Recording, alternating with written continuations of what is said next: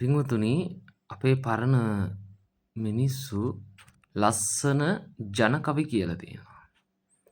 ඒ ජන කවි අතර බොහොම ලස්සන ජනප්‍රිය ජන කවියක් තමයි වැල්ලේ පිපෙන බිම්මල වාසනාවන් ගොල්ලේ පිපෙන පන්මල වාසනාවන් පෝයදාට පුන්සඳ වාසනාවන් ජාතිත් අපේ මව්පියෝ වාසනාවන්.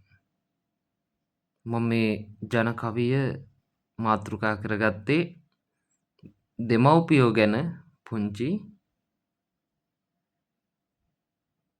දෙයක් සඳහන් කරන්නට.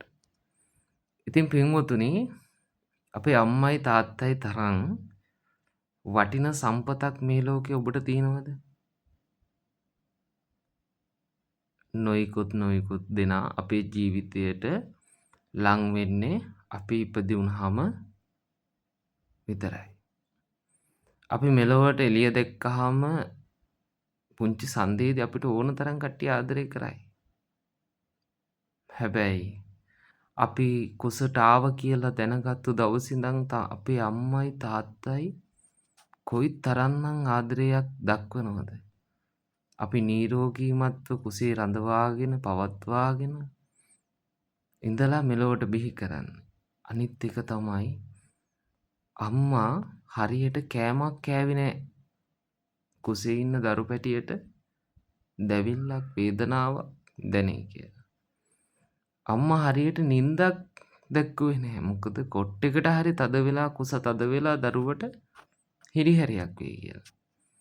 තාත්තත් එහෙමයි. තාත්තා හරියට අම්මා පරිස්සම් කරා.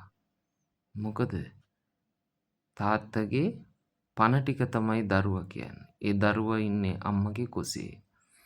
එහෙනම් අපේ රත්තරන් අම්මයි තාත්තයි හැරෙන්න මේ ලෝකේ අපිට කවුද ආදරය කරන්නේ ලාභ ප්‍රයෝජන බලාපොරොත්තු වෙන්නේ නැතුව?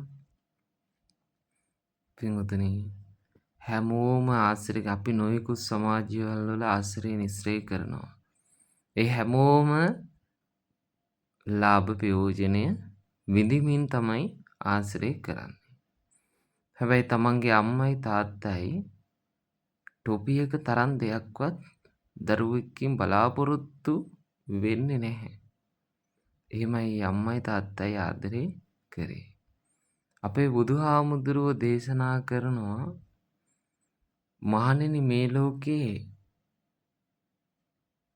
දෙන්නෙක් ඉන්නවා මේ දෙන්නට සලකලා ඉවරයක් කරන්න බෑ. ඒ කවුද? බුද්ධෝ විය මාතා බුද්ධෝ විය පිතා. අම්මයි තාත්තයි. අම්මයි තාත්තයි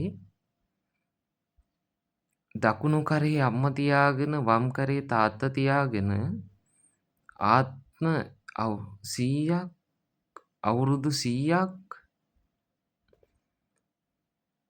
කවලා පොවලා මේ උපස්ථාන කොයිතරම් කරත් ඒ අම්මටයි තාත්තටයි සලකලා ඉවර කරන්න බෑ කිව්වා. බලන්නකෝ අපේ බුදුහාමුදුරුවන්ගේ උපමාව. අපේ බුදුහාමුදුරුවෝ කියන්නේ ක්‍රියාවලියෙන් දෙමව්පියන්ට සලකපු කෙනෙක්නේ. වෙන නොයෙකුත් ආගම්වල උදවිය වචනෙන් විතරයි. හැබැයි අපේ බුදුහාමුදුරුවෝ ක්‍රියාවලියෙන් සලකලා තමයි ලෝකයාට දේශනා කරේ තමන්ගේ අම්මයි තාත්තයි හැරෙන්න වෙන සම්පතක් අපිට නැහැ කියලා. බුදුහාමුදුරුවෝ බුද්ධත්වයේ ලැබපු ගමන් කුමක්ද කරේ? තමන්ගේ මෑණියන්ට ධර්මයේ දේශනා කරන්න දිව්‍ය ලෝකෙට වැඩියා නොයෙකුත් වැඩ තියෙන්නේ. ඒත් බලන්න අපේ සිදුහත් කුමාරයා ඉපදිලා දින 7න් අම්මා මිය පරලොව යනවා කලුරිය කරනවා. එතනදී මහා ප්‍රජාපති ගෞතමී දේවිය තමයි සිදුහත් කුමාරයාව හදා වඩා ගන්නේ. බලන්න අපේ බුදුහාමුදුරුවෝ බුදු වෙලත් ඒ අම්මගේ කිරි සුවඳ තිබුණ විදිය. බුදුහාමුදුරුවෝ බැලුවා මම කුසින් මෙලොවට බිහි කරපු අම්මා කොහෙද ඉන්නේ? දිව්‍ය ලෝකේ. මාතෘ දිව්‍ය රාජ්‍යයා වෙලා ඉන්නවා. එහෙනම් මම යන්නට ඕනි අම්මට අභිධර්මය දේශනා කරන්න. එතනදී බුදුහාමුදුරුවෝ ගිහින් වැඩලා මේ මාස 3ක් අභිධර්මය දේශනා කරලා මේ සෝවාන් මාර්ගයට පත් වුණාම කියනවා අම්මට අම්මේ මං දැන් අම්මට ණය ගෙවල ඉවරයි. ඇයි ඒ? සෝවාන් වුණාම සතර අපායේ නිරේ වැටෙන්නේ නැහැ. අපි අහලා තියෙනවා අපි දන්නවා උපරිම ආත්ම 7යි ජීවත් වෙන්න පුළුවන්.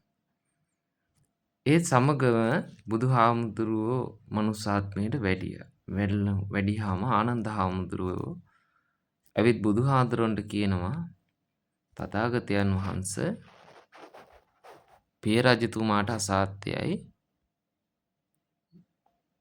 කියලා.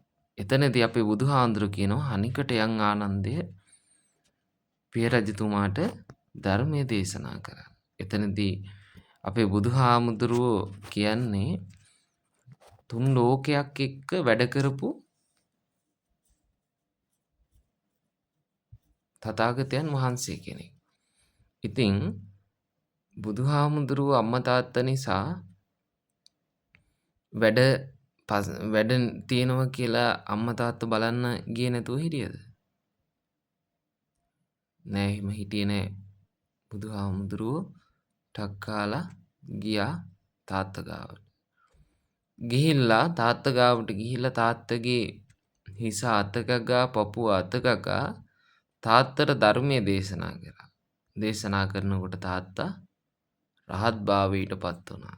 එතනදී රහත් වෙලා තමයි අපේ සුද්ධෝදන මහරහතන් වහන්සේ පිරිනුවම් පෑවේ. ඒ නිසා උතුම් වූ මව්පිය සැලකිල්ල ඔබත් මමත් අනිවාර්යෙන් කරන්නට ඕනේ. නැත්නම් අපි මේ සංසාරේ මේ ආත්ම භවයේ පෞකාර ළමයි විදිහට පත් වෙන්නට සිද්ධ වෙනවා. තෙරුවන් සරණයි හැම දිනාටම.